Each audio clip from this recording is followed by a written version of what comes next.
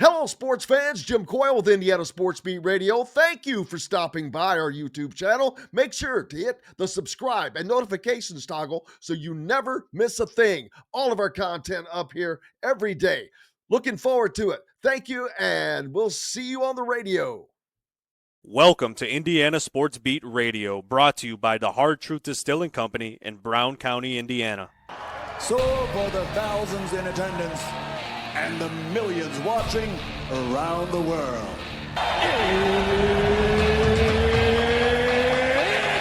time! 3 on the way. Oh! It went in! It went in! And Indiana wins the ball game! Know your role and shut your mouth, you jabroni! Float game for the win! Ayler's gone! Goodbye, touchdown, Indy! Woo! America! They got a football team now! Pretty simple. I win. Google me. You know that I'm the cream of the crop. Now, from the Hard Truth Studios, here's Jim Coyle. Welcome back to the Hard Truth Distilling Company studios on this Thursday. Happy New Year and happy everything. It's Bob Kravitz from bobkravitz.com.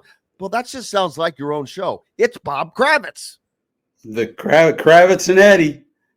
I love it. Back in the day. You see the hat? I see the hockey hat, man. Where did you find that? Or is that I've been looking forever, and I mentioned it in passing one day, and my daughter then was on a mission from God to find a hat.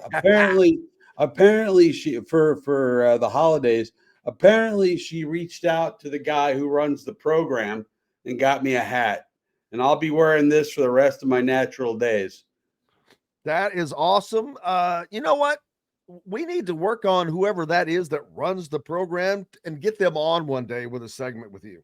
That'd be great. They got a really good hockey program. I mean, when I was there, we had 4 coaches in 4 years. It was a little disorganized. But they have really built that program into something good. In fact, this be of absolutely no interest to you or your readers, but or your listeners. But a club team from UNLV went out to Denver and beat the defending national champions.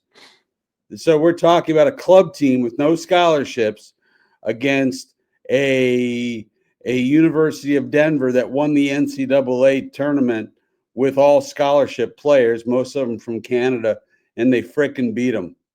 Denver's not only good in hockey, they're also good in soccer. They're good at soccer. They're great at skiing. It's a good program.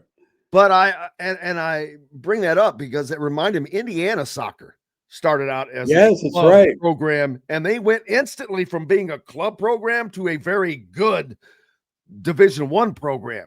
So, Arizona State started out as a club hockey program. I know that because I wasn't recruited as much as they reached out to my coach and asked if I'd be interested in going down to Arizona State to play hockey. Your friend here asked, why is IU a club team and not an official NCAA team for hockey? Money. And they don't have. Did you say $600,000 to start? Is that what you said? No. I mean, you'd need millions to get, because they need a facility. Well, they need a facility. They play at Frank Seven Center. Actually, they could probably put a rink into one of the existing facilities someplace that you could. Well, maybe, but it would be incredibly expensive. I asked Fred Glass many years ago, and he said, if you have 700 million or 70 million, whatever the number was, if you got it, we'll name the arena after you. There you go. And in this day and age, trying to keep up with everything else. Oh yeah. I just don't see it, unfortunately. But what I do see is some college football that is, some of it has been must-see TV, the Texas-Arizona State game. That was great. I hate to say this as someone who does his best to be unbiased about things, especially in this world of nothing but bias that we see from people who are definitely supposed to be unbiased. But I was really hoping to see an Arizona State win. And not that I want to see Paul Feinbaum have a heart attack and die, but I know that I sent out a tweet saying someone might want to do a wellness check.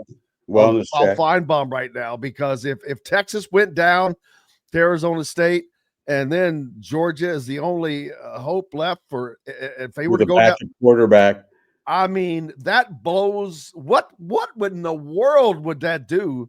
And we still have that game tonight under, I'm not sure they're going to play that game tonight. They're really? saying, look, I don't know how you can play the game when you're saying that there are other people involved in this terrible, heinous act, and they don't know who they are, or they haven't apprehended them yet.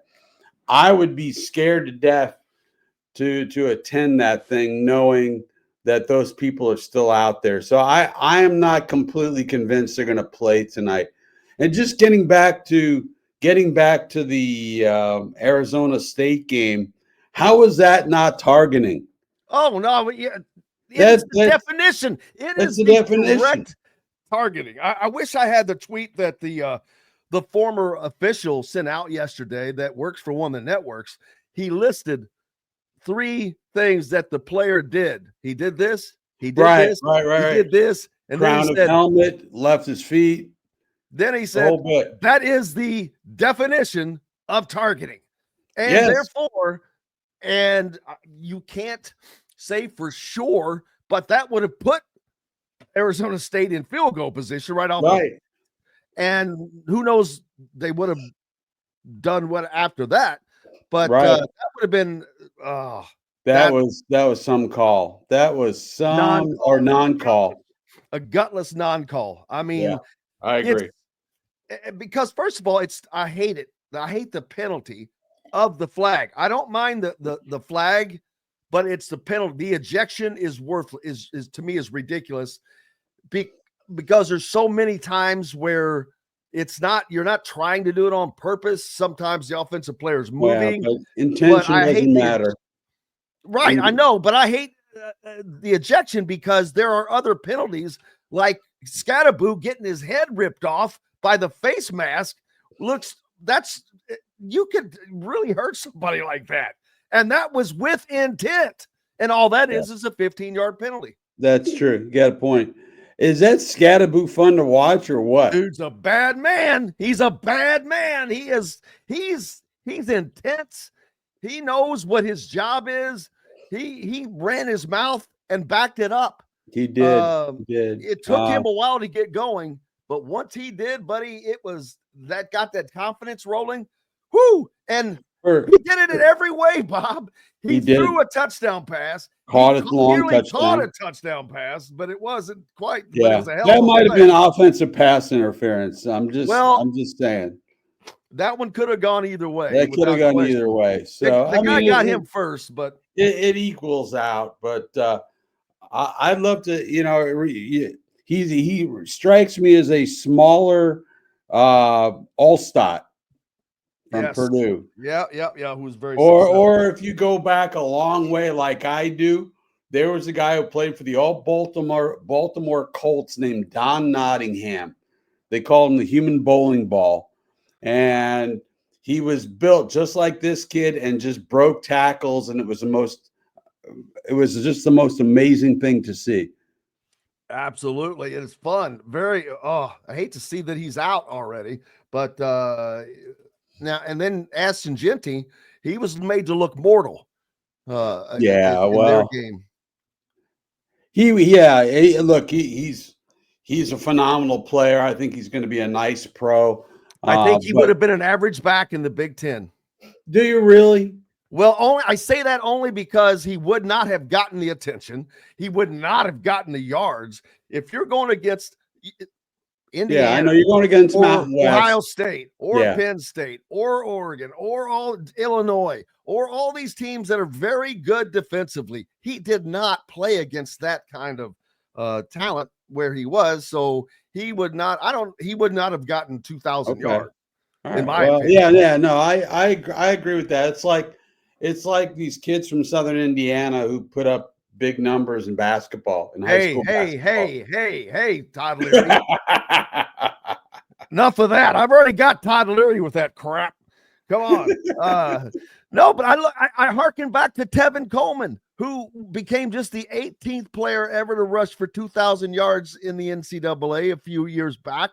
He did it against Ohio State, against Michigan, against Michigan State, against Penn State, and did not even get an invite to New York for the Heisman. That was a joke. Yeah. Because that dude was a bad man. He was a doing good it player. against. Yeah. So, but anyway, they're fun to watch. And it's going to be interesting now. Ohio State, it would be nice to see them obliterate Texas. It would be nice to see Notre Dame beat Georgia whenever that game gets played. Yeah. And I think Notre Dame has more than has the ability to do it. Oh, no doubt. No doubt. Before I get to that, I think as much as everyone seemed to enjoy the home games, Bob, in the first round, I think that it's one of two things. They either have to be eliminated or you have to go to a 50-50 ticket split, because there's no way you can give that kind of advantage, and it was an advantage. All four of those teams win. Then you look at these games that were on neutral fields. Well, you got a great game between Texas and Arizona State. You look at Oregon, who had beaten Ohio State, and they get obliterated on a neutral field because they won on their home field. Home field advantage is huge in college football, and that's got to be changed in my mind. If they're going to keep them, they've got to split the tickets. Yeah, it was crazy. I had a lot of people from Indiana asking how to get tickets to Notre Dame, and they just got shut out. I mean, you had to go on the secondary market. Yeah, I mean, I thought there was a smattering of red up at South Bend, but clearly, I mean, a smattering. That was about it. But you play for the home field advantage. So I don't know. I there's a lot of things I'd like to see them change. Like I'd like to see them reseed the whole thing 1 through 12. I think actually the seeding needs to match the rankings. Period. Right. Yeah. Because had that happened this season, Indiana hosts a game, but they host a game against, say, Boise State. I think the games would have been better, period. Probably. The first round games. Yeah. But especially get rid of the freaking, they're not going to get rid of them because everyone seemed to really like them. But the NCAA tournament does it, and it's great. I don't like the home field advantage. It's great because you don't have to rent a stadium, I guess, per se, but it gives too much of an advantage, and it tilts the playoffs more than anything else, unless you split the tickets. If you split the tickets, I'm cool with it. Yeah. Yeah. I guess. I will say I do love the home field in the first round. I enjoy it. I went up to Notre Dame, as did you. I thought it was an electric atmosphere up there. But how much better would it have been had Indiana fans had access to half those tickets? In this particular case, Jimmy, you could have put 60,000 IU fans in there, and I'm not sure it would have made a difference. Oh, I'm not saying it would have. It may not, but I would like to see that opportunity. Yeah, because your team does such wonderful things during the course of the regular season. You'd like to see the fan base rewarded with a chance to see a playoff game. So I understand not put that. Under such a burden. I mean, that's a hell of a burden. You struggle all year. You make the college football playoffs, and your reward is, okay, you have to go play on someone else's home field. It's an obvious disadvantage, but it is what it is. nothing's going to change. How about the Big Ten? 4-1 right now against the SEC in postseason play. Yeah, it's Feinbaum is, like you say, he's going to have a coronary. I mean, this is not good for Paul. Oh, if Georgia goes down, that's going to be. Oh, they're gonna go down. Notre Dame's going to beat them. I mean, their backup quarterback is, he seems like he's got his stuff together, but he's still their backup. Now we've seen backups. Remember, was it Cardale Jones? Was it third string quarterback for Ohio State? They went through 3 quarterbacks that year. One of them led them to the regular season title. One of them led them to the Big Ten championship. Right. And then Cardale Jones led them to the national championship. Right. That was nuts. And got himself drafted, and he never did anything, I don't believe. Terrible. But, yeah, he was terrible in the pros. But, yeah, I think Notre Dame will take care of Georgia. So somebody better put a watch out for Paul. I hope so. Hey, I know you've had a ton of stuff going on at bobkravitz.com. The Colts have finally, we don't have to worry about their season anymore. That ship is sailed. There's still plenty to write about, because now the crap's going to hit the fan. I really believe that there's going to be some significant changes very high in the organization. By significant, how significant are you talking? I think Ballard is likely a goner. How can he not be? He should be. I mean, my God, 8 years, losing record, twice in the playoffs, 1 playoff win. That's just not freaking good enough, especially for a franchise that's been as good as this one has been the last number of years. I mean, not real recently. Obviously, they've been treading water, but the ridiculous streaks they have going. What, they haven't lost a home or won a home opener or whatever, a season opener. Season opener. It's crazy. They can't beat Jacksonville. Can't beat Jacksonville. It's the worst team. It's just some of these streaks they have going are unbelievably poor, but they're going to end up like the Pacers always do, mid team with a mid-level draft pick. Right. And I think they're drafting around 12th now. They've got to get themselves an edge rusher, but they're hard to get at 12. They need to get help in the secondary. They need to get a backup running back. They need a tight end. I still think, it drives me crazy. Everybody's like, Alec Pierce has had this breakout season. Alec Pierce has like 36 catches. 36. He had 36 his rookie year. I don't see it. He catches a deep ball every once in a while, but why people seem to think this guy's some kind of stud is utterly beyond me. He's just a guy. Yes, just a guy. He's just a guy. The Pacers, when we think that they're dead and buried, they kind of show some life. How about it? That win in Boston was shocking. Well, yeah, look, when they're playing well, they can beat anybody. And the bottom line, it's so simple to figure this team out. When Halliburton plays like a star, they can beat anybody, and they do. When Halliburton is playing average basketball, which he has been most of this season, for reasons that I cannot begin to fathom, they're just a 500 team, and they're only going to go as far as that guy takes them. And he better get his crap together, because otherwise they're going to be in the play-in game, and that is not good enough.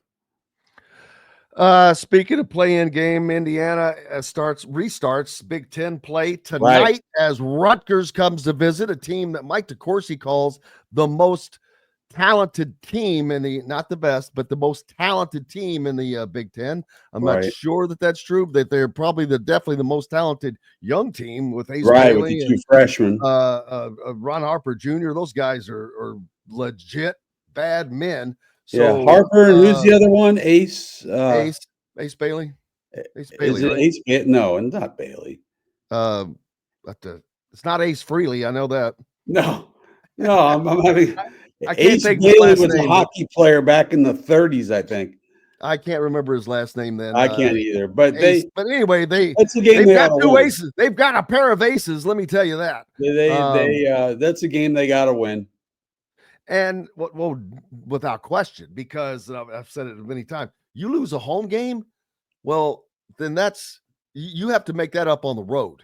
Right. And there's already a set number of games I expect Indiana to lose on the road. Yes. And so now you've got to make up for that someplace. That's a hard way to do it.